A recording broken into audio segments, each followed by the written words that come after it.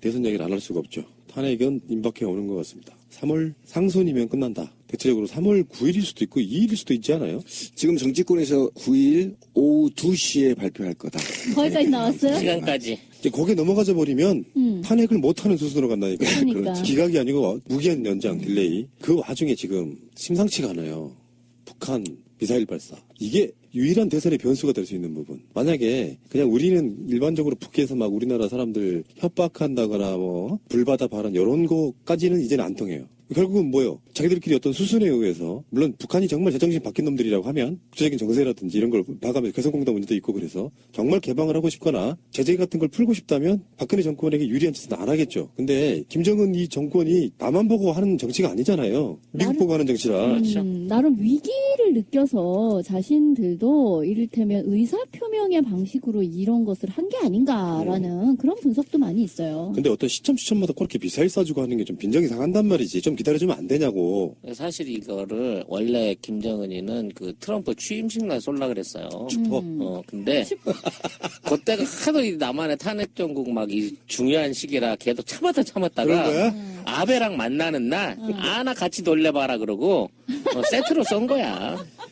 특히 우리나라 보수 언론들은 이 미사일 같은 거 한 방 쏘면 나도 난리를 치잖아요. 근데 그걸 보고 있는 사람들이 뭐 박근혜하고 최순실하고의 관계는 뭐 그렇다 치고 지금 우리나라 국가 안보네 뭐네 생각해보면 또 끔찍한 일이 일어나는 거 아니야? 뭐 이런 식의 우려를 주면서 보수층 결집하게 만드는 데 굉장히 효과적이다. 국민 전체의 민심을 다 아우를 수는 없겠어도 보수층들은 급격하게 이런 상황 벌어지면 새누리당 박근혜 쪽으로 쏠린단 말이에요. 그런 이유 때문에 김정은 지금 당장 이거 쏘지 않아도 당장 괜히 하는 건 아니잖아. 그러니까 사실은 국내 언론들이나 어쨌든 정치평론가들, 남북 전문가들이 지금 왜 북한이 이렇게 조용하느냐, 아까 찌라시가 얘기했던 추포를 쏘려고 했는데 왜 놓쳤느냐라는 평을 거의 대부분 99%의 평론가들은 남한의 정치적 상황 때문에 참고 있다. 그런데 왜 긴급하게 쐈느냐, 이게 이제 여기저기서 이제 계속 평가들이 나오고 있는데 일본 해안에 쐈어요. 그러니까 배타 수역을 넘어버렸습니다. 동해에 쐈는데 NLA를 좀 넘었다고 보는 거죠. 그러니까 정확하게 타격 지점을 정확하게 북한이 의도한 대로 성공했다 이런 겁니다. 그래서 왜 그러면 이 시점에 긴박한 남한의 정치적 상황이 있는데 왜 발사를 했느냐라고 한다면 지금 북한이 굉장히 체제뿐만 아니라 대외적인 무역 보복으로 인해서 어려움을 겪고 있는 게 사실입니다. 더더욱이 남한이 오랫동안 대화를 하지 않고 또 중국이 사실상 한국과 각을 세우면서 어쨌든 또 남한의 한미 2017년이 이례적인 한미 대규모 군사훈련입니다. 그런데 이것과 관련해서 중국이 각을 세우고 있기 때문에 중국과 러시아의 군사적 연대체를 강화하려는 의미도 하나 있는 것이고요.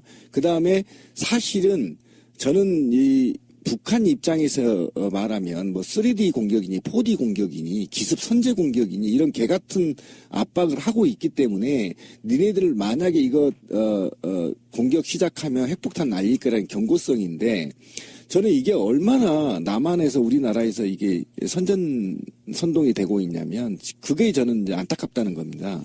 그게 뭐냐면 지금 인류상에서 가장 강대국이 군사적 강대국이 미국이란 말이에요. 그리고 한반도 내에 굉장히 긴장 관계가 관여되어 있는 국가가 한국이란 말이에요. 근데 이 한미일 군사 공동체제 한다는 말은 북한의 입장에서 볼 때는 완전히 있잖아요. 패권 국가들입니다. 인류 패권 국가들입니다.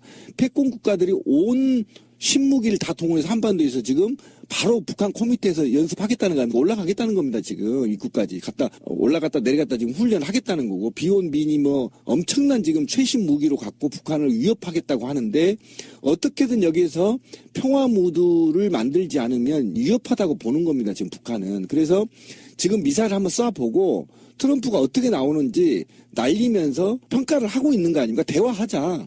평화협정 체결하자. 왜 니네들 쓰잘데없이 한반도의 무기를 강화하느냐. 이렇게 날리면서 러시아와 중국의 어쨌든 좀 지지도를 끌어내보려고 하는 자구책이라고 봐야 됩니다. 한번 생각해 보세요. 미국의 3억이 넘죠. 1개 국가, 조그만한 국가, 2,500만 정도 되는 이 국가 하나 잡겠다고 미국의 그 최신 무기가 다 들어옵니까? 이거는 쇼입니다. 정치적 쇼. 돈 벌기 위한 정치적 쇼이기 때문에 저는 우리 남한에서 이럴 때 바로 동포회를 발휘해서요. 남북 평화협정 체결하라. 이렇게 촉구하면 되는 겁니다. 욕할 필요도 없어요. 정확하게 발사된 게 12일 오전 7시니까 뭐 아침에 발사한 거죠. 근데 이 발사한 위치가요. 지금까지 있었던 저 북쪽에서 한 게 아니라 평안북도에서 했어요. 평안북도. 그리고 비행장에서 했습니다. 이거를. 그러니까 이번에 이제 발사된 비행 자체는 그동안 그 몇 번 보여줬던 잠수함 발사체 비슷한 미사일이긴 했지만 육상에서 원통을 가지고 발사하는 그 콜드런처라고 그러는데 우리로 하는 발사관 방식의 미사일을 발사한 거예요.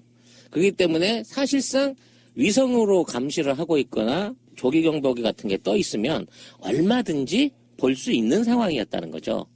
왜냐면 뭐 숨겨진 데도 아니고 그냥 뻥 뚫린 비행장에서 쏜 거야. 축포 쏘듯이. 그러니까 미리 뭔가를 준비하고 있다는 것도 다 알려졌던 거고 미국도 저 새끼도 곧 쏘겠구나 하고 대충 감을 잡고 있었을 거라는 게 판단이 돼요. 현재 있는 남북 대치 상태나 어떤 정보전 상황으로 보면. 근데 우리 군 당국은 이게 처음엔 노동이라 그랬다가 무수단이다 그랬다가 나중에는 새로운 종류의 미사일이라는 걸 발표하는 데까지 꼬박 24시간이 걸렸어요. 쉽게 말하면 한미 공조고 나발이고 정보고 뭐고 간에 우리 군이나 국정원이나 이런 애들은 쟤들이 미사일을 준비를 했는지 뭘 쐈는지 어떻게 발사된 미사일이 얼만큼 날아가서 어디 떨어졌는지도 사실상 전혀 모르고 있는 상황이라는 거지. 여기선 그냥 깜깜하다. 깜깜한 거야. 이게 뭐 대북 정보 이런 차원이 아니라 사실상 저들이 미사일을 쏘거나 무슨 군사적 도발을 한다고 해서 그 DMZ에서 이게 망원경 들고 직접 쳐내려오는 걸 보기 전에는 우리가 도대체 저 북한 땅을 들여다 볼 수 있는 정보력을 얼마나 갖고 있느냐를 또 여실하게 허점을 드러내 보이는 문제란 그러니까 이 말이에요. 미사일 발사의 징후를 미국은 알았을 것이고 미국은 즉시 일본에 통보했을 거다라는 겁니다. 그런데 일본과 미국이 군사보호협정을 체결했음에도 불구하고 한반도에는 통보하지 않았다라는 게 지금 정설이고 그다음에 이 미사일을 날린 시기가 어쨌든 트럼프와 아베가 만났을 때 시기이기 때문에 이 사항은 미사일은 군사적 남북 긴장관계 시각에서 바라볼 게 아니라 국제적 정치적 관계로 바라봐야 되는 겁니다. 그러니까 일본을 네가 지금 만나고 있지만 트럼프 네가 만나고 있지만 적어도 일본을 만났으면 적어도 나랑도 대화를 해야 해.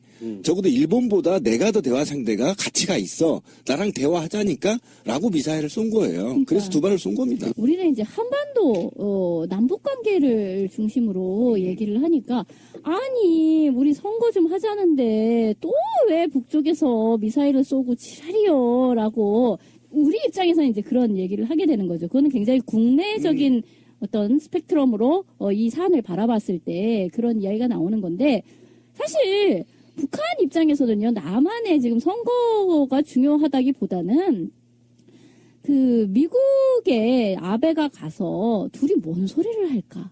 저것들이 뭔 소리를 할까?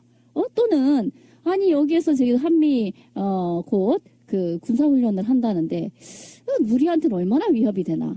그걸 생각하는 거죠. 그렇다고 하면 북한 입장에서는 미국한테 그리고 일본한테 중요한 메시지를 보내는 거라고 볼 수가 있는 거고 시민이 말씀하신 것처럼 나 여기 있어. 나랑 이야기해.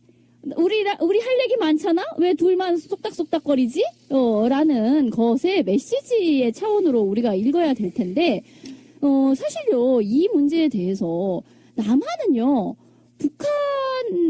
북한에서 보자면 너무나 아웃 오브 안중인 거야. 솔직히 지금 우리는 정보도 모르고 개입할 여지도 없어요. 솔직한 이야기로. 앞 얘기도 못하고 있잖아. 그러니까 정보도 없어서 뭘 언제 무엇을 날렸는지도 전혀 모르고 있었지만 이 문제에 대해서 국제적으로 아니 우리도 이 당사자인데 뭔가 한마디를 해야 되겠는데 라고 하는데 이미 늦었어. 더 중요한 메시지는 아베가 아주 긴급하게 그걸 낸 거죠. 그러니까 결국은 우리는 북한이랑 맞상대가 아닌 거예요. 지금 이 국제관계에서 보자면. 북한 입장에서는 기술이 발전하고 있는 걸 보여주는 거거든요. 북극성 1호는 잠수함에 쐈잖아요. 북극성 2호는 지금 태양에서 쐈단 말이야. 그런 식으로 이제 우리는 발전하고 있고 실제로 이 애들이 지금 쏘면 일본 정도는 뭐 가뜩하게 폭격할 수 있다는 걸 한번 보여준 거고요. 어쨌든 간에 그들이 뜻이 무엇이든 간에 우리나라 정치적으로 이용이 먹기 때문에 문제입니다. 그래서 정말 북한이 생각이 있다면 몇 달 더 기다려도 되잖아요. 그래서 새로 들어선 정부가 뭔가 미국과 좀 대화 좀 하게끔 테이블 좀 만들어주고 뭐 어떤 상황들을 만들어 줄 때까지 좀 기다려주면 얼마나 좋겠냐, 저는 개인적인 그런 생각이고요. 이 미사일은 발사되면 거리가 2,000km 이상, 3,000km까지 날아갈 수 있을 걸로 예상되는 중장거리 미사일입니다. 근데 이거를 한 500km만 날아가게끔 쏘기 위해서 거의 한 70도 각도로 포무선을 쏜 거예요. 그러다 보니까 사실 남한용으로 개발했던 미사일이라고는 보기 힘든 거예요. 괌이나 일본 내 뭐 미군 기지 같은 쪽을 우리가 타격할 수 있다는 걸 보여주기 위해서 그런 거고요. 만일 우리 남한을 위협하고 싶다 그러면 가장 무서운 그 화성 2, 3호 같은 스커드 C형, B형 그런 미사일들을 쏘면서 군사적 위협을 했겠죠. 그러니까 이거는 북한이 미국과 일본에 대한 지금 외교적인 메시지라고 봐야 되고요. 놀라운 건 트럼프가 참고 있다는 거야. 그러니까 같이 무조건 아베를 지지한다. 뭐 꼭 그럴 것 같았는데 막 때려 죽인다 그럴 줄 알았거든. 말은 그런 식으로 했지만 실제로는 그게 아니라는 거잖아요. 2월 말 3월 초에 준비된 어떤 회담을 내겠대요. 그때 가서. 그 얘기 먼저 한번 해보고 갈게요. 대선 국면에서. 그 새누리당의 새로운 로고, 자유한국당의 로고 보셨어요? 횃불로 된 거? 왜 이렇게 북한 냄새가 나? 그저 우리 인터뷰했던 단체들 중에 횃불랜드 있잖아요. 횃불랜드가 쓰면 딱 좋겠더라고, 그 로고. 무슨 횃불을 걸어, 왜? 촛불을 이겨보겠다는 거지, 그거. 이게 이제 종북의 상징이라고 그 북한의 제탑이랑 주체 뭐 횃불탑인가? 응. 뭐 그런 게 있대요. 그런 거를 지금 차용한 거 아니냐라는 의심을 받고 있을 진짜 정도라니까. 이제 새누리당이란 명칭이 13일 이후에 사라지게 되는 거네요. 그죠? 오늘부터는 자유당입니다. 네, 자유당으로 불러야 돼요. 자유당으로 부르는 거 맞아요? 아니, 줄임말이 한국당. 근데 한국당이어야 되는 거지. 왜냐면 자유당 그러면은 곧 4.19로 그냥 니네는 박살이 나겠구나라는 생각이 들고, 자한당 그러면 뭐야? 잔당이라는 이야기가 되는 거잖아요. 자한당. 그러니까 줄이면 잔당이잖아. 니들은 그려. 박근혜 잔당이요. 이렇게 되는 거니까. 아니, 근데 나는요, 이 로고에서 뭘 봤냐면은, 국정원 로고, 비슷했잖아. 국정원 로고도 이런 횃불 들어가잖아요. 그 번개탄 로고 그거? 그렇지. 이런 방식으로 로고 되게 만드는데 횃불은 참 뜬금없다 진짜. 촛불 이기겠다는 뜻밖에 난 안 보이는데요. 그렇지 않아요? 약칭 빨간 횃불당이라고 조서를 보내네요. 그런데 어쨌든 새누리당의 저 깃발은 오래 보지 못할 겁니다. 그렇게 생각하고요. 그러니까 막 만들어나는 거예요. 저 깃발을 보면 굉장히 극우적인 성향이 보이고 그러죠. 있어요. 예, 극단적인 성향을 보이고 있어서 과도기적 또 다른 당으로 탈바꿈하기 위한 하나의 과도기적 당일 가능성이 매우 높고 그런 측면에서 개판으로 만들었다. 그러니까 어떤 보편성이 별로 느껴지질 않고 굉장히 선동적인 극우적이고 그리고 선동적이고 뭔가 이렇게 아주 소수적인 소수 구급파라는 느낌이 확 들어요. 그냥 의도를 가지고 만들었다기보다는 구석에 몰리니까 얘네들 지금 사고하는 방식이 딱 이 정도밖에 안 되고 있다는 걸 보여주는 저는 증명처럼 보입니다. 정말 답답한 거예요. 지금 새누리당이 살아남는 방법은 유일한 방법이 뭔지 아세요? 박근혜를 출당시켜야 돼. 출당시켜야 돼요. 공개적으로 비난하면서 출당시켜야 그나마 살아남아요. 근데 그걸 못하는 이유는 그만큼 박근혜한테 덕을 본 놈들이 많다는 겁니다. 그러니까 자멸의 길을 지금 선택하는 거예요. 어쩔 수 없어요. 역사에 이제 묻게 가는 거죠. 박근혜를 출당시킬 정도의 당내 민주화가 어느 정도 이루어진 곳이면 이렇게까지 안 망했겠죠. 그러니까 이건 필연적인 거야. 맞아. 그러니까 외부에서 봤을 때는 박근혜를 출당시키고 어떤 식으로든 수습을 좀 해보지라고 하지만 그게 안 되니까 여기까지 온 거예요. 그러니까 말하자면 공당이 아닌 거지. 그냥 사당인 거지. 정말로 살아남고 싶으면은 당을 해체하는 게 더 맞아요. 공교롭게도 이 사람들이 자유한국당이라 해서 우리가 자유당으로 앞으로 부를 예정이잖아요. 당시에 이승만이 부정선거에서 자유당이 이승만이 하야하고 미국으로 도망갔을 때 자유당이 그때 살아남았습니까? 해체됐죠. 그런 형식의 수술을 걸어야 되는데 탄핵이라고 하는 법적인 절차가 있었기 때문에 지금 쟤네들이 숨고를 시간을 줘버린 거거든요. 그런 면에서 보면은 새누리당 해체가 맞고요. 자유한국당 횃불 참 너무 뜬금없다는 이야기 한번 드려보고. 자유한국당이 설 포지션이 없어요. 구구밖에. 굉장히 지금 재밌는 정치적 상황이 벌어졌어요. 어디든 갈 수가 없어요. 바른당도 소멸될 수밖에 없었던 게 뭐냐면 정치적 포지션을 이념적으로 세울 수가 없어요. 지금. 조금 더 좌쪽으로 가면 국민의당이 있고요. 좀 더 우측으로 가면 자유한국당이 있고요. 그렇다고 완전 또 좌측으로 가면 정의당과 녹색당 등이 있고 어디 설 데가 없어요. 그러니까 어차피 자기의 독보적 존재를 알리려면 극우 쪽으로 갈 수밖에 없다. 계속. 그래서 소수라도 지지를 받고 버티고 있는 길이 가장 좋은 방법이다. 이렇게 보시면 됩니다. 근데 뭐 어쨌든 자신들은 극우로라도 지금 한 10% 지지 네. 나오는 거를 이게 종잣돈이라는 식으로 절대 까먹지 않고 이걸 잘 보유하겠다 이런 식으로 나가는 거겠죠. 그러니까 계속해서 내부 결집을 자신들은 주장을 하겠죠. 그렇기는 한데 정말 선거 전국이 벌어졌을 때는 그때는 과연 이거 가지고 자기네들의 어떤 지분을 요구하면서 보수 정당 그러니까 그 세력 안에서 살아남을 수 있겠느냐라는 어떤 곤란한 문제가 벌어져요. 그러니까 대선 전국이 되게 되면 바른정당 같은 경우에는 후보를 낼 수 있지만 지금 이 정당 자유한국당의 경우에는 사실 후보를 내기 굉장히 난감한 상태가 되는 것이고 저는 후보를 내줬으면 좋겠어요. 후보를 내서 얘네들이 적어도 한 10% 먹어주고 이런 식으로 어디 스펙트럼 한번 보자. 그랬으면 좋겠어요, 차라리. 미천 한번 털어보게 진짜로. 여론조사에 있는 15% 진짜 나오는지 한번 보게. 80%의 국민들의 염원은 적어도 염치가 있다면 새누리당과 바른정당 후보를 내면 안 된다. 이것이 국민적 그렇죠. 정서예요. 네. 세상에 이런 나라가 어디 있습니까? 개새끼들 다 말아놓고. 그런데 다행인 게 바른정당 그래도 약간 사람의 인두껍을 좀 쓴 모양새인 게 이제 뭐 길게 할 이야기는 아닌데 탄핵이 기각됐을 때 국회의원 송사퇴하겠다라고 이렇게 막상 그 상황 가면요 안 내놔요. 결의적 의미에서 절대 탄핵 기각이 안 될 것이다라는 어떤 선언적 의미라고 보고 이 사람들이 진짜 진정성은 탄핵이 기각되면 국회의원직 사퇴한다? 안 한다?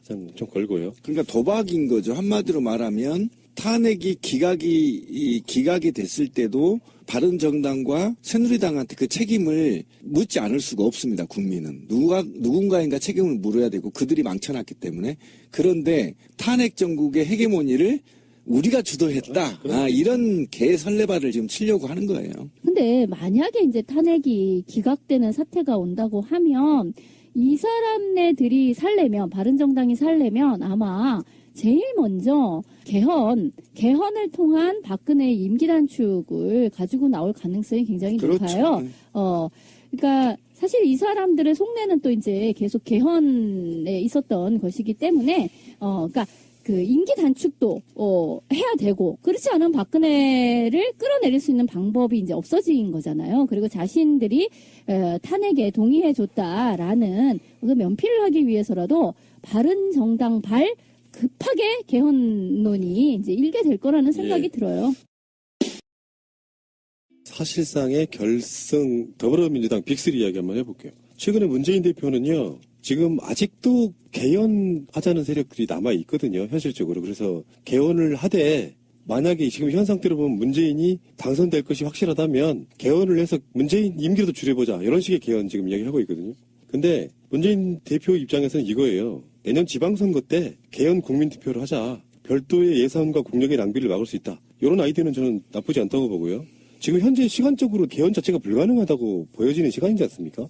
그런데 지금 문재인 입장에서는 사실 답 안 해도 되는 걸 답한 거예요. 제가 봤을 땐 그래요. 왜 그러냐면 그냥 본인이 대세론으로 가서 당선되고 나면 어차피 5년 보장받으면 끝이야. 근데 여기서 이제 개헌을 받아주겠다라고 어떤 워딩의 흔적을 남기게 되면 결국에는 언젠가는 발목을 잡거든요. 이것 때문에. 그럼에도 불구하고 남겼어요. 개헌하긴 하겠다. 근데 지금은 아니다라는 뜻이고 다행히 내년 지방선거 때 그 개헌안에 대해서 국민투표하면 된다. 이런 거거든요. 이렇게 하면 지방선거 때 그 투표율은 많이 높아지겠네요.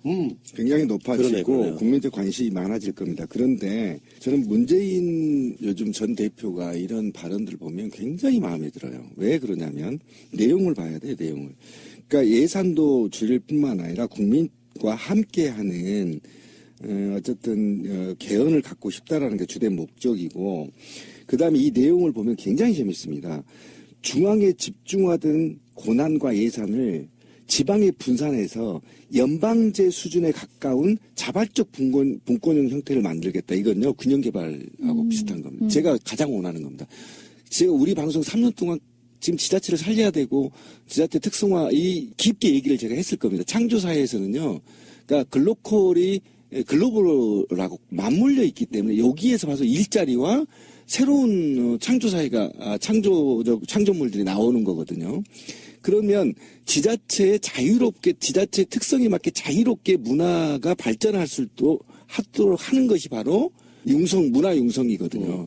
그런데 이 돈이 없단 말이에요. A라는 예를 들면 성남에서 이재명이 뭐 하려고 하면 계속 중앙부처에서 꼬투리 잡고 소송 걸고 지랄을 했잖아요. 그거 말고 중앙의 80% 세수를 걷어서 60%를 지방자치하는 데가 써요. 그러지 말고 아예 6대4나 5대5로 그냥 지방 자체적으로 세입 세출을 맞게 만들어주고요. 부족한 구, 재정 자립도가 30% 미만인 구는 국가가 버들인 돈을 채워주면 되는 거예요. 그러면 국가가 훨씬 더 부각되고 더더욱이 중소기업이나 중소상인들이 발전한단 말이에요. 굉장히 좋은 아이디어예요. 민주주의의 발전 단계에서 대표자를 우리가 뽑는 대의 정치에서 조금 더 발전한 복지잖아요. 그런데 그렇죠. 복지로 가장 확실하게 가는 방법이 지자체입니다. 맞습니다. 지방자치가 활성화되면 복지가 활성화될 수밖에 없는 그 상태인 거고 어쨌건 내년 지방선거 때 개헌 국민투표 하면 된다. 그 사이에 정치권은 활발하게 개헌 이야기 해라. 지금 당장 대선 이전에는 개헌하기 사실상 힘들다. 정치하는 사람들이 누구나 다 하는 얘기잖아요. 여기서 지금 개헌할 수 없다. 근데 이런 측면이 있거든요. 국회에서 개헌특위라는 걸 지금 만들어 놓고 연구를 하고 있어요. 거의 다 답이 나왔다는 네. 이야기가 있어요. 근데 거기서는 이제 근데 지금 문재인이 후보로 있는 19대 대통령 때 영향을 받는 게 아니고 그 다음 선거 때에 대한 이야기인데 지들끼리 개헌을 매개로 해가지고 문재인을 흔들어 보려다가 지금 반기문 꼬그라지고 이 상태이거든요. 어쨌든 간에 계속 아직도 개헌 얘기가 나오고 어디 자리 가면은 개헌 어떻게 생각하십니까 물어보면 이제 문재인의 답은 이런 건데요. 최근에 혹시 문재인 대표 나오는 썰전 보셨어요? 보신 분? 그 프로그램을 나중에 재방송을 한번 꼭 보시기 바라는 게 정치 예능이기 때문에 계속 편집을 해가지고 스피디하게 만든 것도 있지만 굉장히 워딩들이 있잖아요. 지난 5년 전에 문재인과는 완전히 다르더만요. 선입견 갖지 말고 한번 들어보시면은 연구를 많이 한 게 바로 답이 나와요. 어떤 질문에 대해서 이렇게 두루뭉술이 넘어가는 게 아니라 굉장히 디테일한 팩트들을 꽂아주고요. 전원책이 완전히 얼굴 빨개지면서 그 동화되는 그런 모습 봤기 때문에 한번 못 보신 분들은 문재인 대표 나오는 썰전 한번 꼭 보시기 바라고요. 곧 이재명 시장이나 다른 정치 주자들도 나온다라고 예고가 하는 거 보니까 그거 되게 재밌더만요. 정치가 예능처럼 재밌다는 거를 바로 그 방송에서 보여주는 거 꼭 한번 보시기 바라고요. 자, 이재명 시장 얘기를 한번 해볼게요. 이재명 시장은 이런 모습이지 사실은 이재명한테 바라는 모습이 이런 게 아닐까 싶어요. 삼성 사옥 앞에 갔어요. 11일 날. 그리고 이재용 구속으로 외쳤습니다. 부당 이익으로 헌서적으로 외쳤는데 대선 주자 정도 되면 이 정도 돼야지. 박수 한번 보내줍시다. 뭐 꼭. 진짜 보내줘야 돼요. 왜 그러냐면 이 말을 또 어디서 했냐면 헌재 앞에서 하셨어요. 그러니까요. 네. 제가 거기 라이브를 했는데 정말 그 미친 듯이 마치 진짜 노무현 대통령 보는 것 같았어요. 솔직히 말하면. 그러니까 재벌 개혁에 대해서 이렇게까지 얘기하는 그런 정치인은 사실 이재명밖에 없지 않는가라는 생각이 드는 거죠. 확실하게 재벌 개혁의 당위성과 의지를 이제 보여주고 있는 건데 이런 것이 다른 후보들과의 어떤 차별점이라고 할 수 있죠. 그러니까 녹색당, 정의당, 노동당의 의제를 다 이재명이 가져가 버리는 꼴이 됐어요 지금. 솔직히 말하면 그렇죠. 굉장히 강력한 주장들을 하시더라고요. 그리고 그 지지자분들도 상당했습니다. 정말 연호를 외치는데요. 정말. 이번에 그런 것도 있었잖아요. 만약에 이 탄핵이 기각이 되게 되면 자기는 모든 것을 내려놓고 이 정권 퇴진 운동으로 간다. 나는 그런 이야기도 정말 그런 상황이 오면 난세에 이제 이재명에게 이제 어떤 주어지는 새로운 어떤 역사적 미션이 그렇게 흘러가게 될지도 모르겠다라는 생각도 들더라고요. 그러니까 키워드를 갖고 한번 얘기를 해봅시다. 재벌들이 1위부터 100위까지 재벌들이 부당 이익만 환수해도요. 전 복지국가 가능하다고 봐요. 아니 지금 우리는 이건희가 살았는지 죽었는지 잘 몰라요. 그런 상태로 1년 동안 받은 배당의 액수가 몇 천억의 수준이에요. 그렇죠. 그게 뭐냐고 도대체. 공정위하고 보건복지부하고 공무원들 짱하고 최순실 박근혜 짱하고 합병해주고 그냥 앉아서 이재용은요 3조를 벌었어요. 순수이익만. 이게 말이 됩니까? 이게 나라예요? 이게 정상적이에요? 근데 이런 측면이 있어. 민주당의 삼각편대 좌우에 날개가 있고 몸통이 있는 거죠. 그렇죠. 근데 사실은 이재명이 이렇게 할 수 있는 지점이요. 문재인이라는 몸통이 있기 때문에 가능해요. 그렇습니다. 그러니까 왜 그러냐면은 문재인 자체가 헌재에서 탄핵이 기각되면 어떻게 할 것이냐. 그러니까 전반적인 느낌은 승복하겠다. 이렇게 이야기를 한단 말이에요. 그런데 만약에 몸통이 이재명이라고 하면요. 이렇게 다 못해요. 이재명식의 이거 불복하겠다. 이게 못한다는 거지. 그러니까 민주당이 지금 환상의 트리오라고 하는 게 이런 지점이에요. 문재인이 속으로는 어떨지 모르지만 헌재를 불복하겠다 그러면 얼마나 많은 비난들이 쏟아지겠어요. 저 사람이 법치국가의 가장 유력한 대통령 후보가 맞냐 이러면 쏟아질 거 아닙니까? 그런 식으로 큰 울타리랄까?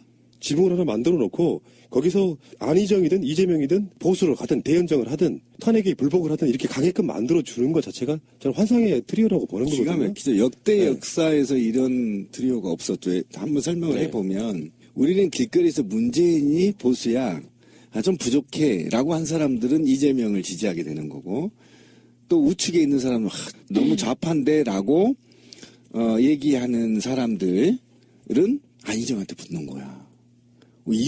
정말 이런 경우가 있었나요, 과거에? 이건 대단합니다. 그래서 최근에 며칠 주말에 그 당의 관계자들을 좀 만났는데 회의 때문에 블루오션인 거야. 꿈을 꾸면 더불어민주당 뭐든지 꿀 수 있는 거야. 이게 지금. 근데 그 프로그램이 있는 거냐. 그 많은 지지층들을 50% 가까운 지지층을 받는 건데 그 사람들의 아젠다를 다 받을 플랫폼은 있는 거냐. 지금 여론을 수렴하고 있는 거냐. 그러면 안희정을 지지하는 새로운 지지층들의 15% 지지층들을 어떻게 끌어들일 거냐 지금 고민했냐.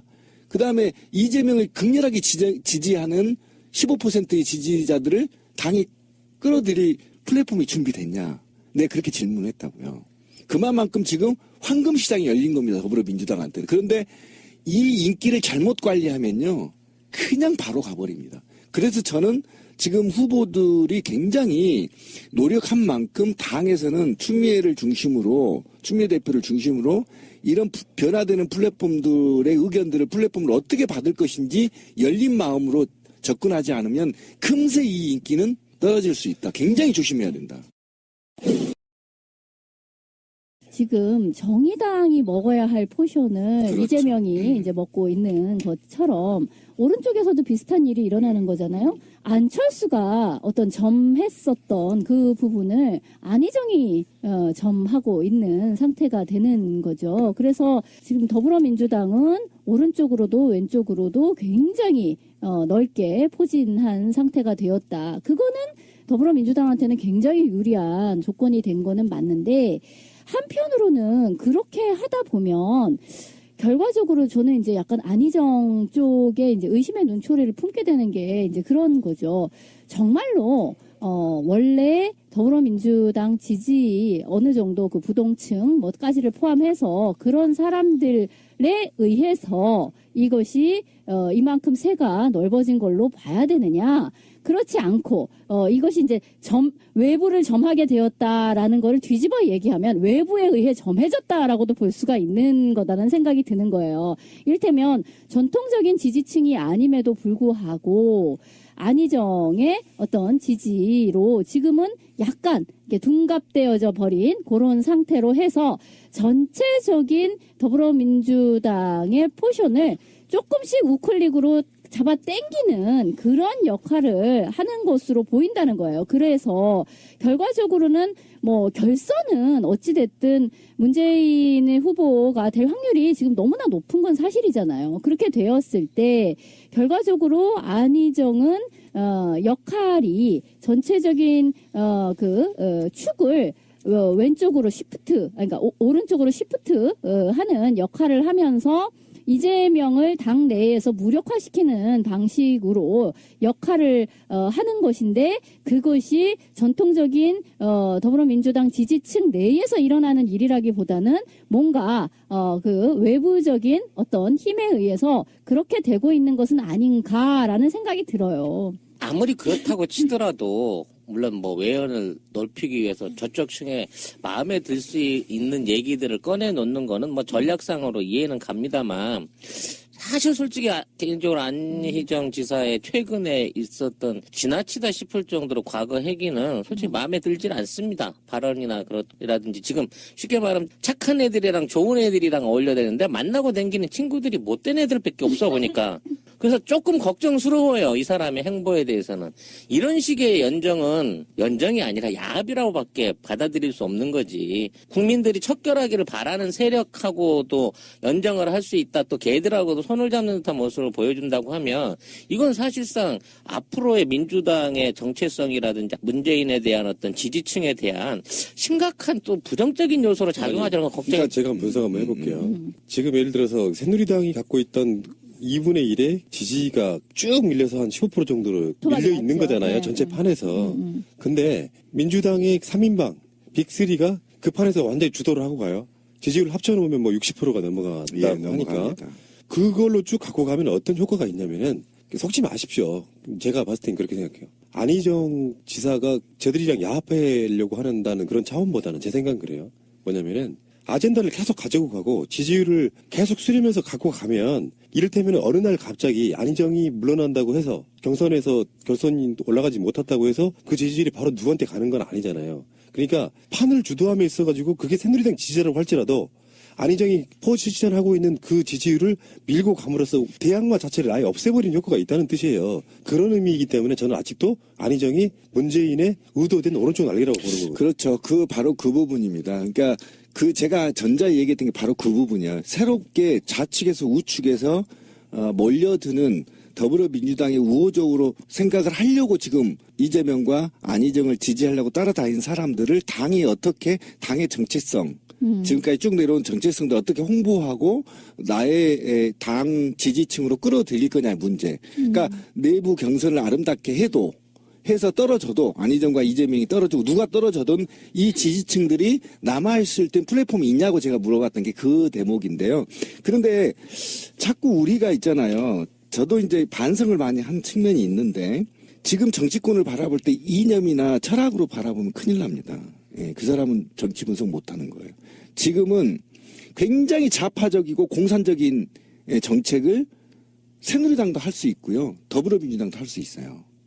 이건 그러니까 좌파 아젠다가 고정이 아니란 말이에요. 상수가 아니란 말이에요. 그러니까 어떻게 국민들의 염원들이 우리가 아닌 소수가 아닌 촛불 이후에 다중들이 원하는 사회를 누가 어떻게 품을 거냐의 문제에 있는 것이고 그 품을 수 있는 범위가 더불어민주당이 확장되어 있고 더불어민주당은 어떤 사람이든 간에 다음 정권을 우리가 운영하기 때문에 그 소수로 자기 주장을 요구하는 당보다는 나라를 운영해야 되기 때문에 폭넓게 안을 수 있는 이런 힘이 지금 더불어민주당은 필요해요. 만약에 소수가 지향하는 주장들을 요구해버리면 다시 또 10몇 %로 꼬그라질 거예요.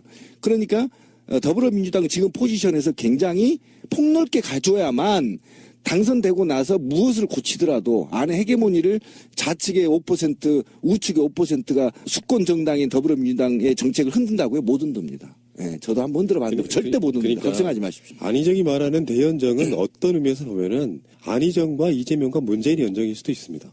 어떤 면에서 보면 그렇죠. 물론 현실 국회로 들어가면 아직도 여소해야 되라는 측면도 있지만 이런 게 있어. 아까 말한 것처럼 안희정과 문재인과 이재명이 모든 아젠다를 선점하고 가잖아요. 그러면 안철수의 자리도 사라져버리는 부분이 흔들리는 있거든요. 거죠. 그러니까 어떤 면이 부각이 될 수 있냐면은 안철수가 대선에 집중하기보다는 정반대로 연정을 생각하면서 살살 뒤로 물러서게 할 가능성도 있는 상태가 벌어지는 거예요. 그러니까 반기문 같은 새누리당 후보일 걸로 예측되는 단단한 후보하고 문재인하고 붙던 양자 대결 구도가 3인방이 싹쓸이하는 그런 구도로 가는 것은 야당계 정권 교체에서는 굉장히 좋은 현명한 방법이 돼서 아예 대세론이라는 게 그래서 무서운 것이다. 대선 자체를 당선되는 걸 포기하고 오히려 생각해봐요. 안철수가 그렇게 공격을 해댔는데 막상 이 사람들도 사실은 말하면 연정을 하게 되면요. 여당이 되는 거잖아요. 국민의당도. 그렇죠. 그걸 염두에 둔다고 하면 선거운동에서 함부로 까기가 힘들어요. 그럼요. 그런 측면이 그리고 있다는 거지. 이걸 생각해봐야 돼요. 지금은 보수층이나 과거 새누리당 있는 것이고 더더욱이 또 더불어민주당 저것들 안 돼. 또는 문재인 저것들 싫어.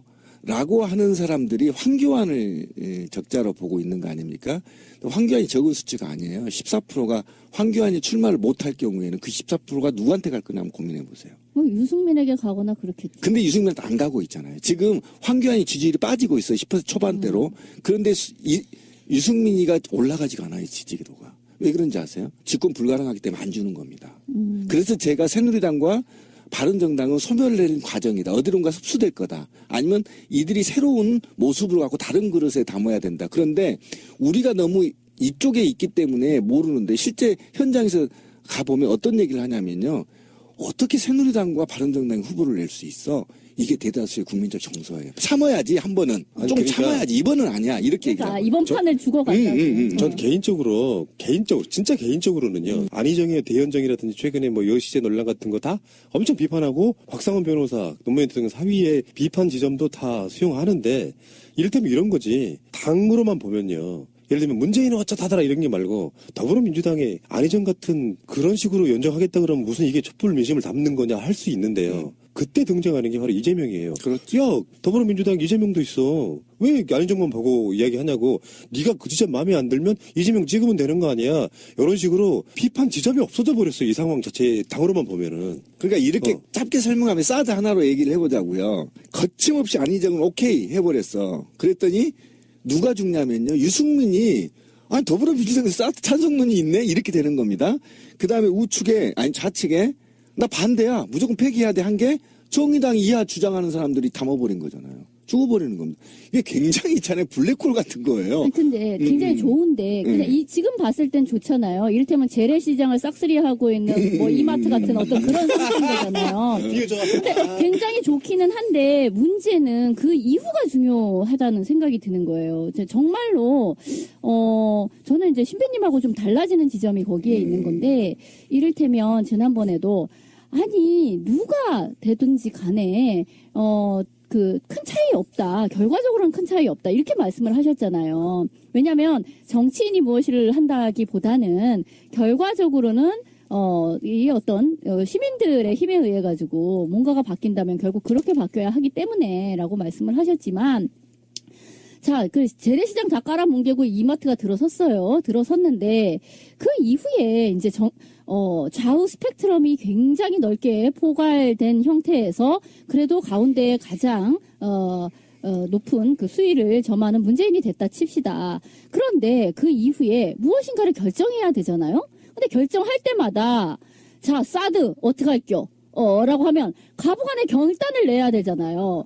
예스야 노야 하는 상황이 올 거 아니에요. 그런데 문재인이 그동안 가지고 있었던 나는 안희정보다는 왼쪽이고 이재명보다는 오른쪽이지라고 했던 그 포지션 하에서 사실은 아무것도 결정하기 매우 힘든 상태 내지는 지지자들은 이쪽에서도 사기당했다고 얘기하고 저쪽에서도 사기당했다라고 얘기하는 그런 사태가 왔을 때 아니야 서로 사기당했다는 생각하지 말고 우리 다독다독 가세라고 잘 다독여지면 다행이지만 그렇지 않은 경우까지를 생각해 봐야 된다는 거예요. 그러니까 외연 확장은 매우 좋은 일이기는 하나 그러한 캐패시티가 과연 그 안에 있는가 또는 그 안에 승복이 가능할 정도의 민주적인 시스템이 잘 마련되어 있는가라는 그 문제가 발생할 수 있다는 거죠. 네, 이런 건 있어요. 사실상 결승이라고 하는 더불어민주당 경선을 끝냈어. 그러면 그 선대본부를 어떻게 만들겠습니까? 문재인 성향으로 보면요. 지금 현재 경선 준비팀들도 거의 친문을 배제한 상태에서 핵심 몇 명만 들어가고 나머지 다 외연 확장이거든요. 예, 맞아요. 그러면 선대본부 구성에서부터 이번에 더군다나 인수위도 없어요. 그러면 나름대로 나머지 주자들을 수용하는 형태로 선대본부가 꾸려져요. 그렇죠. 안 하면 소 연정이 된 그렇지, 거네. 그렇지. 그래서 그 공약들도 그런 식으로 공유가 예, 되고. 믹서가 되고요. 예. 그리고 이거는 사드를 걱정할 게 사실 없는 게 박근혜도 못했어요. 근데 문재인 정부가 들어서가지고 예를 들면 사드를 설치할 수 있게 해준다? 문재인은요 성주 주민들 핑계 대면 끝입니다. 예. 우리 민주정부는 절대 그 사람들 문개구가 설치 못한다 하면 돼요. 우리 정책 아니다 하면 그러니까 돼요. 그럴 때 막연하게 이쪽 아젠다를 절대 안 돼! 라고 아젠다를 거는 것보다 나름대로 진짜로 기름장어인 거지. 이런 게 진짜로 자연산 기름장어인 거야. 국회에서 정해주는 대로 국회에서 의결하는 걸로 지켜봅시다. 이런 정도로 스무스하게 빠져나가면 되지. 거기다가 극단적인 워딩을 딱 집어넣어서 쟁점을 만들어줄 필요가 없고 그것은 이재명이 대신 해주고 있잖아. 그렇죠.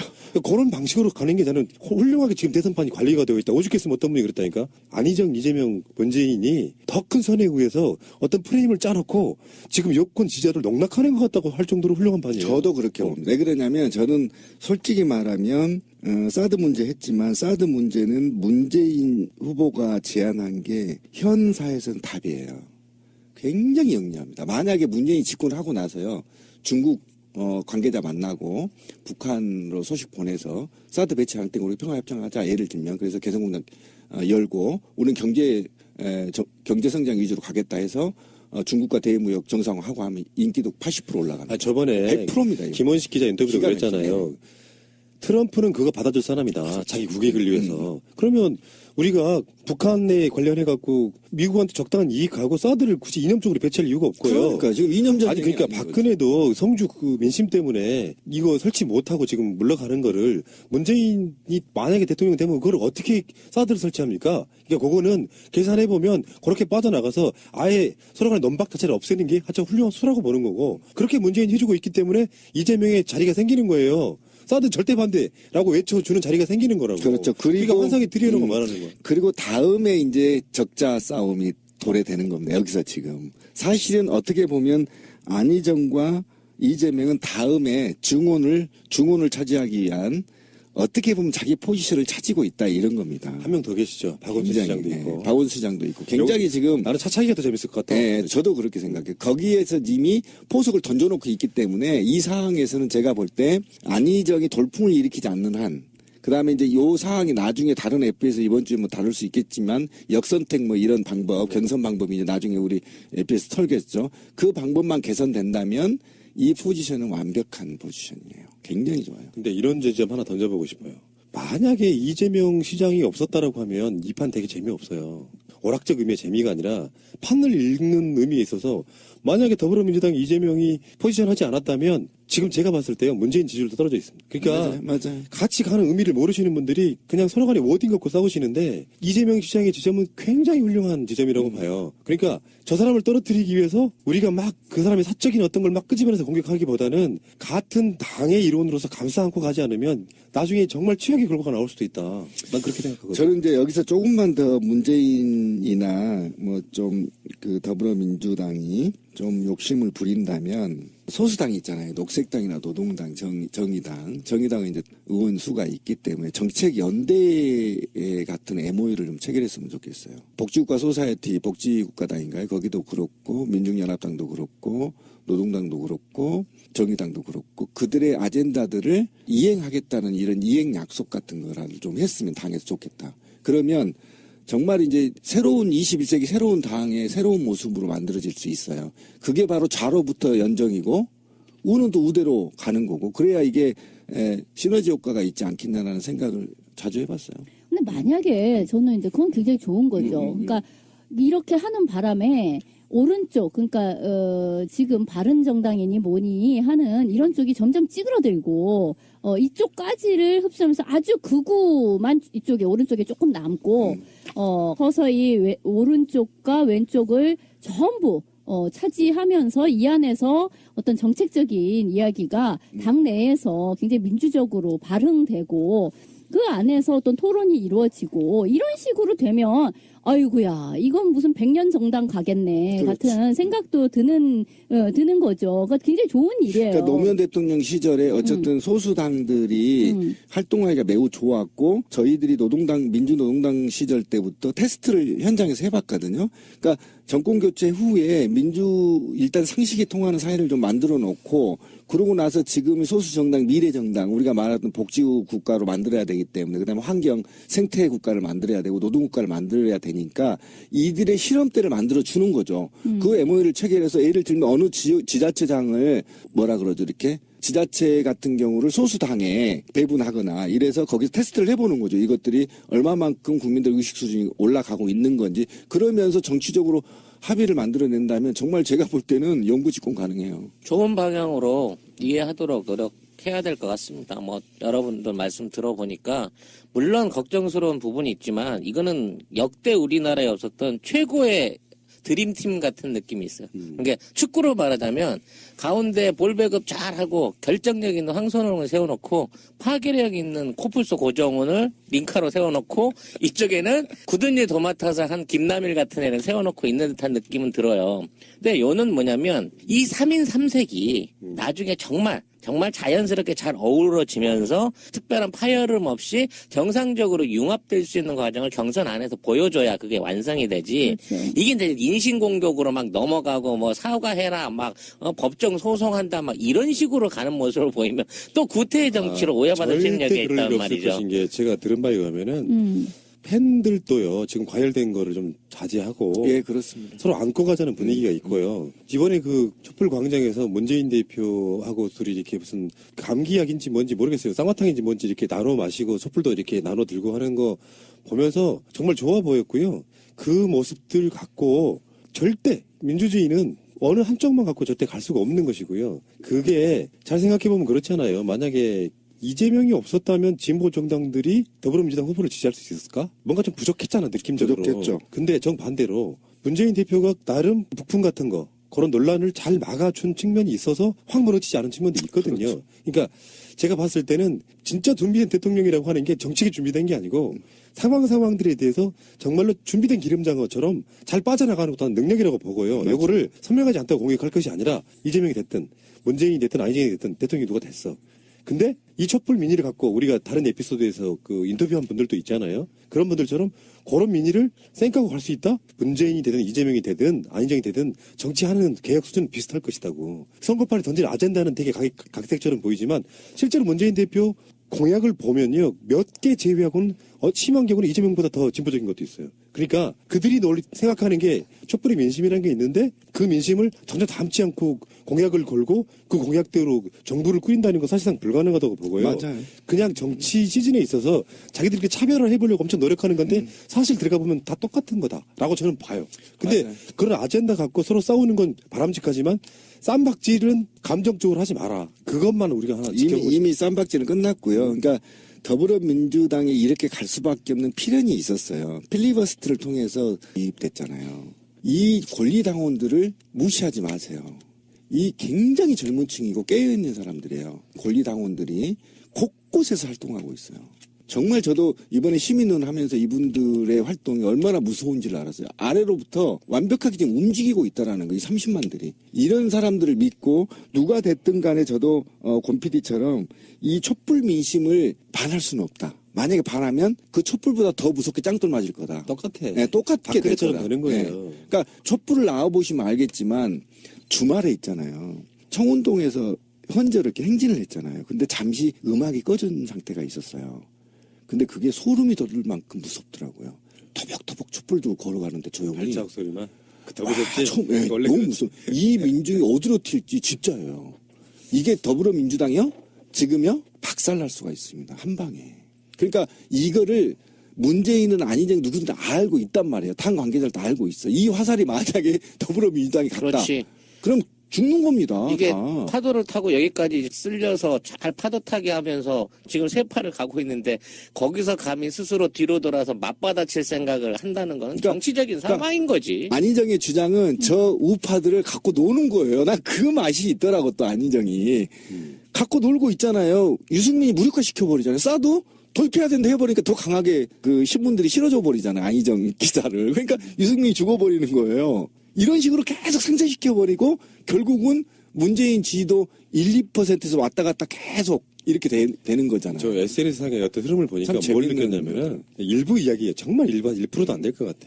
문재인을 놓고 안희정을 적으로 볼 것인가 말 것인가를 고민하는 부류가 있어. 그래서 노무현만 보면 안희정도 뭔가 속이 있을 거야. 여시제 논란 같은 게 그런 것들이잖아요. 근데 어느 날 특정 시점에서 또 컨셉을 잡았어. 안희정은 우리 적이구나. 그러면 일부가 달려들어서 안희정을 엄청 까요. 얘는 진짜 사쿠라 다 됐네. 이렇게 까요. 그런 방식으로 이렇게 어떤 흐름이 정해져 있던데 다수의 의견들은 그런 거라고 생각해요. 그들의 역량이 대통령 후보까지 올라올 정도면 기본적인 어떤 자질이나 어떤 생각들이 우리가 우려할 만큼 돼 있는 사람은 없을 거라고 보고 나는요. 여기서 황진미가 굉장히 좋은 중요한 지점을 갖고 있다고 생각해요. 뭐냐면은 정권이 어떻게 누가 대통령이 되든 간에 만들어져서 성공을 하려면 이런 정부는요. 힘이 되어주는 것도 필요하지만 또 한쪽에서는 당근과 채찍을 같이 들어야 되는 거예요. 그러니까 비판을 안 해주면 편리한 대로 정치할 수밖에 없어요. 논란 만들지 않고 그냥 예를 들면 무슨 수당 하나 10만 원 줄 거 20만 원 못 준단 말이죠. 그러니까 그런 의미에서의 한쪽 채찍 드는 편이 분명히 있어야 되고 하지만 또 고립되지 않게 옹호해주는 편이 있어야 되는데 솔직히 말씀드리면 참여정부 때는 저도 그랬지만 정권 재창출까지 해놨는데 뭘 이제 걱정할 게 뭐 있어 해서 정치 관심 끊어버렸다니까요. 그리고 맞아요. 나니까 편은 없는데 비판하는 사람들만 있었던 그 실패를 우리가 교훈 삼아서 앞으로 최소한 기본적으로 비판하는 지점은 누군가는 해야 된다고 생각하는데 그만큼 힘도 대줘야 된다는 측면이 같이 공존해야 되는 게 아닌가 싶어요. 저는 그런 결론 한번 내려보고 싶어. 그런 면에서 빅3 이야기를 앞으로 꾸준히 한번 해볼 건데요. 좀 긍정의 이미지로 좀 갔으면 좋겠다. 저는 그렇게 생각합니다.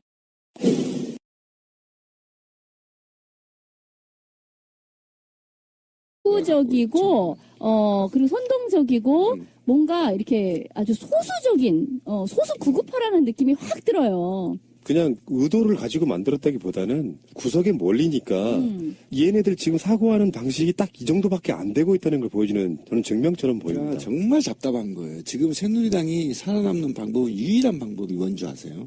박근혜를 출당시켜야 돼. 출당시켜야 돼요. 공개적으로 비난하면서 출당시켜야 그나마 살아남아요. 근데 그걸 못하는 이유는 그만큼 박근혜한테 덕을 본 놈들이 많다는 겁니다. 그러니까 자멸의 길을 지금 선택하는 거예요. 어쩔 수 없어요. 역사에 이제 묻게 가는 거죠. 박근혜를 출당시킬 정도의 당내 민주화가 어느 정도 이루어진 곳이면 이렇게까지 안 망했겠죠. 그러니까 이건 필연적인 거야. 맞아. 그러니까 외부에서 봤을 때는 박근혜를 출당시키고 어떤 식으로든 수습을 좀 해보지라고 하지만 그게 안 되니까 여기까지 온 거예요. 그러니까 말하자면 공당이 아닌 거지. 그냥 사당인 거지. 정말로 살아남고 싶으면은 당을 해체하는 게 더 맞아요. 공교롭게도 이 사람들이 자유한국당이라 해서 우리가 자유당으로 앞으로 부를 예정이잖아요. 당시에 이승만이 부정선거에서 자유당이 이승만이 하야하고 미국으로 도망갔을 때 자유당이 그때 살아남았습니까? 해체됐죠. 그런 형식의 수순을 걸어야 되는데 탄핵이라고 하는 법적인 절차가 있었기 때문에 지금 쟤네들이 숨고를 시간을 줘버린 거거든요. 그런 면에서 보면은 새누리당 해체가 맞고요. 자유한국당 횃불 참 너무 뜬금없다는 이야기 한번 드려보고. 자유한국당이 설 포지션이 없어요. 구구밖에.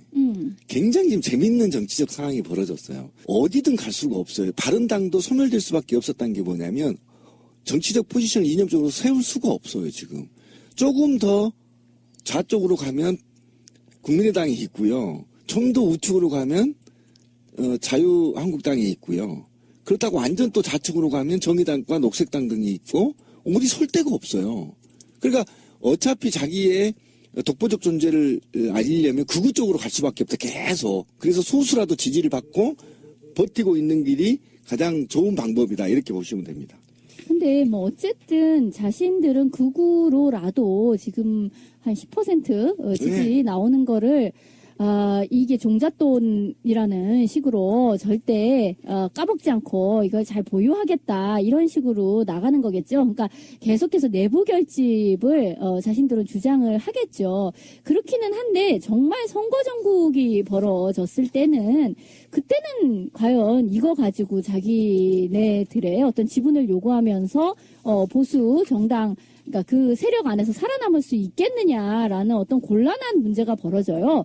그러니까 대선 전국이 되게 되면 바른정당 같은 경우에는 후보를 낼 수 있지만 지금 이 정당 자유한국당의 경우에는 사실 후보를 내기 굉장히 난감한 상태가 되는 것이고 저는 후보를 내줬으면 좋겠어요. 후보를 내서 얘네들이 적어도 한 10% 먹어주고 이런 식으로 어디 스펙트럼 한번 보자. 그랬으면 좋겠어요, 차라리. 미천 한번 털어볼게 진짜로. 여론조사 발전하고 있고 실제로 얘들이 지금 쏘면 일본 정도는 뭐 가뿐하게 폭격할 수 있다는 걸 한번 보여준 거고요. 어쨌든 간에 그들이 뜻이 무엇이든 간에 우리나라 정치적으로 이용이 먹기 때문에 문제입니다. 그래서 정말 북한이 생각이 있다면 몇 달 더 기다려도 되잖아요. 그래서 새로 들어선 정부가 뭔가 미국과 좀 대화 좀 하게끔 테이블 좀 만들어주고 뭐 어떤 상황들을 만들어줄 때까지 좀 기다려주면 얼마나 좋겠냐 저는 개인적인 그런 생각이고요. 이 미사일은 발사되면 거리가 2,000km 이상, 3,000km까지 날아갈 수 있을 걸로 예상되는 중장거리 미사일입니다. 근데 이거를 한 500km만 날아가게끔 쏘기 위해서 거의 한 70도 각도로 포무선을 쏜 거예요. 그러다 보니까 사실 남한용으로 개발했던 미사일이라고는 보기 힘든 거예요. 괌이나 일본 내 뭐 미군 기지 같은 쪽을 우리가 타격할 수 있다는 걸 보여주기 위해서 그런 거고요. 만일 우리 남한을 위협하고 싶다 그러면 가장 무서운 그 화성 2, 3호 같은 스커드 C형, B형 그런 미사일들을 쏘면서 군사적 위협을 했겠죠. 그러니까 이거는 북한이 미국과 일본에 대한 지금 외교적인 메시지라고 봐야 되고요. 놀라운 건 트럼프가 참고 있다는 거야. 그러니까 같이 무조건 아베를 지지한다. 뭐 꼭 그럴 것 같았는데 막 때려 죽인다 그럴 줄 알았거든. 말은 그런 식으로 했지만 실제로는 그게 아니라는 거잖아요. 2월 말 3월 초에 준비된 어떤 회담을 내겠대요. 그때 가서. 그 얘기 먼저 한번 해보고 갈게요. 대선 국면에서. 그 새누리당의 새로운 로고, 자유한국당의 로고 보셨어요? 횃불로 된 거? 왜 이렇게 북한 냄새가 나? 그저 우리 인터뷰했던 단체들 중에 횃불랜드 있잖아요. 횃불랜드가 쓰면 딱 좋겠더라, 그 로고. 무슨 횃불을 걸어, 왜? 촛불을 이겨보겠다는 거지, 그거. 이게 이제 종북의 상징이라고 그 북한의 제탑이라는 주체 거. 횃불탑인가? 뭐 그런 게 있대요. 그런 거를 지금 차용한 거 아니냐라는 의심을 받고 있을 진짜 정도라니까. 이제 새누리당이란 명칭이 13일 이후에 사라지게 되는 거네요. 그죠? 오늘부터는 자유당입니다. 네, 자유당으로 불러요. 자유당으로 부르는 거 맞아요? 아니, 줄임말이 한국당. 근데 한국당이어야 되는 거지. 왜냐면 자유당 그러면은 곧 4.19로 그냥 니네는 박살이 나겠구나라는 생각이 들고, 자한당 그러면 뭐야? 잔당이라는 이야기가 되는 거잖아요. 자한당. 그러니까 줄이면 잔당이잖아. 니들은 그려. 박근혜 잔당이요. 이렇게 되는 거니까. 아니, 근데 나는요, 이 로고에서 뭘 봤냐면은, 국정원 로고 비슷했잖아. 국정원 로고 뒤는 횃불 들어가잖아요. 그 번개탄 로고 그거? 그렇지. 이런 방식으로 로고 되게 만드는데 횃불은 참 뜬금없다, 진짜. 촛불 이기겠다는 뜻밖에 난 안 보이는데요. 그렇지 않아요? 약칭 빨간 횃불당이라고 조서를 보내네요. 그런데 어쨌든 새누리당의 저 깃발은 오래 보지 못할 겁니다. 그렇게 생각하고요. 그러니까 막 만들어나는 거예요. 저 깃발을 보면 굉장히 극우적인 성향이 보이고 그러죠. 있어요. 네. 극단적인 성향을 보이고 있어서 과도기적 또 다른 당으로 탈바꿈하기 위한 하나의 과도기적 당일 가능성이 매우 높고 그런 측면에서 개판으로 만들었다. 그러니까 어떤 보편성이 별로 느껴지질 않고 굉장히 선동적인 그만큼 날아가서 어디 떨어졌는지도 사실상 전혀 모르고 있는 상황이라는 거지. 여기선 그냥 깜깜하다. 깜깜한 거야. 이게 뭐 대북 정보 이런 차원이 아니라 사실상 저들이 미사일을 쏘거나 무슨 군사적 도발을 한다고 해서 그 DMZ에서 이게 망원경 들고 직접 쳐내려오는 걸 보기 전에는 우리가 도대체 저 북한 땅을 들여다볼 수 있는 정보력을 얼마나 갖고 있느냐를 또 여실하게 허점을 드러내 보이는 문제란 그러니까 이 말이에요. 미사일 발사의 징후를 미국은 알았을 것이고 미국은 즉시 일본에 통보했을 거다라는 겁니다. 그런데 일본과 미국이 군사보호협정을 체결했음에도 불구하고 한반도에는 통보하지 않았다라는 게 지금 정설이고 그다음에 이 미사일을 날린 시기가 어쨌든 트럼프와 아베가 만났을 때 시기이기 때문에 이 사항은 미사일은 군사적 남북 긴장 관계 시각에서 바라볼 게 아니라 국제적 정치적 관계로 바라봐야 되는 겁니다. 그러니까 일본을 네가 지금 만나고 있지만 트럼프 네가 만나고 있지만 적어도 일본을 만났으면 적어도 나랑도 대화를 해야 해. 적어도 일본보다 내가 더 대화 상대가 가치가 있어. 나랑 대화하자니까 라고 미사일을 쏜 거예요. 그러니까. 그래서 두 발을 쏜 겁니다. 우리는 이제 한반도 남북 관계를 중심으로 얘기를 하니까 아니 우리 선거 좀 하자는데 또 왜 북쪽에서 미사일을 쏘고 지랄이요라고 우리 입장에서는 이제 그런 얘기를 하게 되는 거죠. 그거는 굉장히 국내적인 어떤 스펙트럼으로 이 사안을 바라봤을 때 그런 이야기가 나오는 건데 사실 북한 입장에서는요, 남한의 지금 선거가 중요하다기보다는 그 미국에 아베가 가서 둘이 뭔 소리를 할까? 저것들이 뭔 소리를 할까? 또는 아니 여기에서 지금 한미 곧 그 군사훈련을 한다는데 우리한테는 얼마나 위협이 되나? 그걸 생각하는 거죠. 그렇다고 하면 북한 입장에서는 미국한테 그리고 일본한테 중요한 메시지를 보내는 거라고 볼 수가 있는 거고 시민이 말씀하신 것처럼 나 여기 있어. 나랑 이야기해. 우리 할 얘기 많잖아? 왜 둘만 쏙닥쏙닥거리지? 라는 것의 메시지의 차원으로 우리가 읽어야 될 텐데 사실요 이 문제에 대해서 남한은요 북한에서 보자면 너무나 아웃 오브 안중인 거야. 솔직히 지금 우리는 정보도 모르고 개입할 여지도 없어요. 솔직한 이야기로. 암 얘기도 못하고 있잖아. 그러니까 정보도 없어서 뭘 언제 무엇을 날렸는지도 전혀 모르고 있었지만 이 문제에 대해서 국제적으로 아니 우리도 이 당사자인데 뭔가 한마디를 해야 되겠는데 라고 하는데 이미 늦었어. 더 중요한 메시지는 아베가 아주 긴급하게 그걸 낸 거죠. 그러니까 결국은 우리는 북한이랑 맞상대가 아닌 거예요. 지금 이 국제관계에서 보자면. 북한 입장에서는 기술이 발전하고 있는 걸 보여주는 거거든요. 북극성 1호는 잠수함에 쐈잖아요. 북극성 2호는 지금 차량에 쐈단 말이야. 그런 식으로 이제 우리고요. 그 다음에 사실은 저는 이 북한 입장에서 말하면 뭐 3D 공격이니 4D 공격이니 기습 선제 공격이니 이런 개 같은 압박을 하고 있기 때문에 니네들 만약에 이거 공격 시작하면 핵폭탄 날릴 거라는 경고성인데 저는 이게 얼마나 남한에서 우리나라에서 이게 선동이 되고 있냐면 그게 저는 이제 안타깝다는 겁니다. 그게 뭐냐면 지금 인류상에서 가장 강대국이 군사적 강대국이 미국이란 말이에요. 그리고 한반도 내에 굉장히 긴장 관계가 관여되어 있는 국가가 한국이란 말이에요. 근데 이 한미일 군사 공동체제 한다는 말은 북한의 입장에서 볼 때는 완전히 있잖아요. 패권 국가들입니다. 인류 패권 국가들입니다. 패권 국가들이 온 신무기를 다 동원해서 한반도에서 지금 바로 북한 코미테에서 연습하겠다는 거 아니고 올라가겠다는 겁니다. 지금 입구까지 올라갔다 내려갔다 지금 훈련하겠다는 거고 비온비니 뭐 엄청난 지금 최신 무기로 갖고 북한을 위협하겠다고 하는데 어떻게든 여기에서 평화 무드를 만들지 않으면 위협하다고 보는 겁니다. 지금 북한은. 그래서 지금 미사일 한번 쏴보고 트럼프가 어떻게 나오는지 날리면서 평가를 하고 있는 거 아닙니까? 대화하자. 평화협정 체결하자. 왜 니네들 쓰잘데없이 한반도에 무기를 강화하느냐. 이렇게 날리면서 러시아와 중국의 어쨌든 좀 지지도를 끌어내보려고 하는 자구책이라고 봐야 됩니다. 한번 생각해 보세요. 미국의 3억이 넘죠.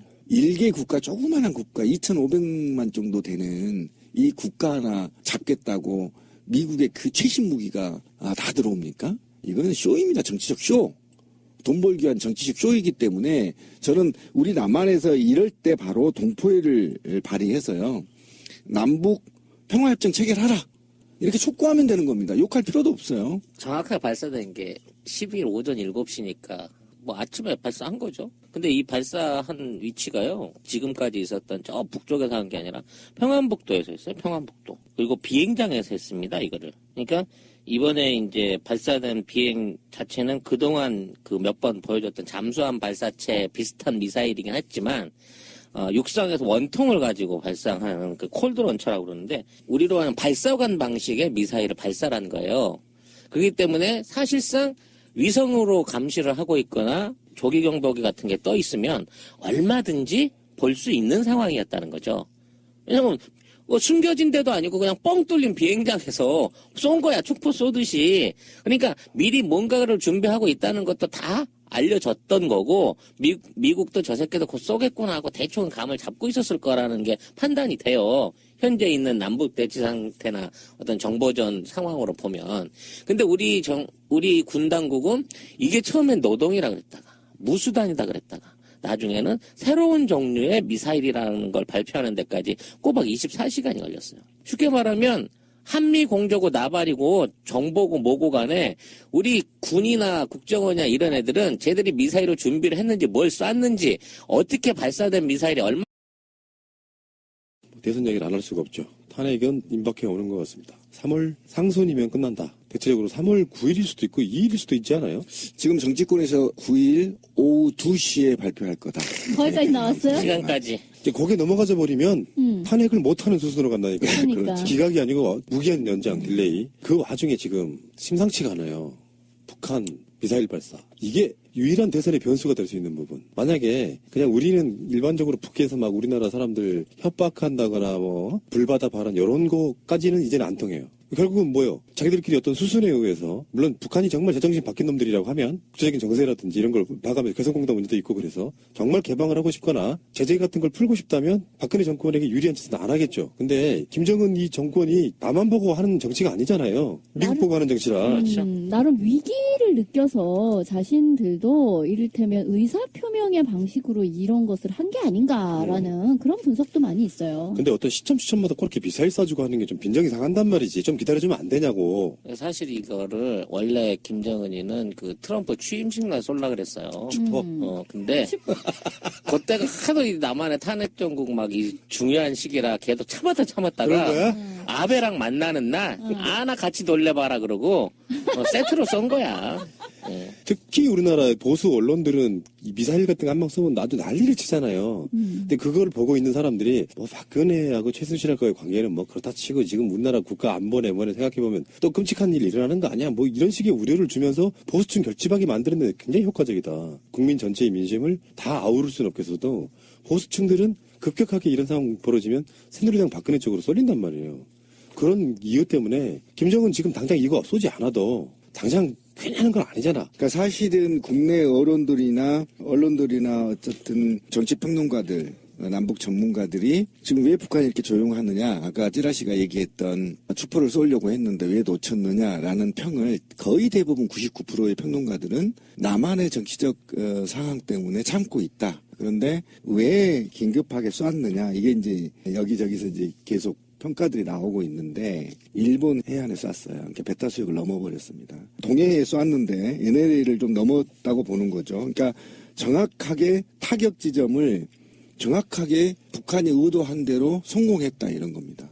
그래서 왜 그러면 이 시점에 긴박한 남한의 정치적 상황이 있는데 왜 발사를 했느냐라고 한다면 지금 북한이 굉장히 체제뿐만 아니라 대외적인 무역 보복으로 인해서 어려움을 겪고 있는 게 사실입니다. 더더욱이 남한이 오랫동안 대화를 하지 않고 또 중국이 사실상 한국과 각을 세우면서 어쨌든 또 남한의 한미 2017년이 이례적인 한미 대규모 군사훈련입니다.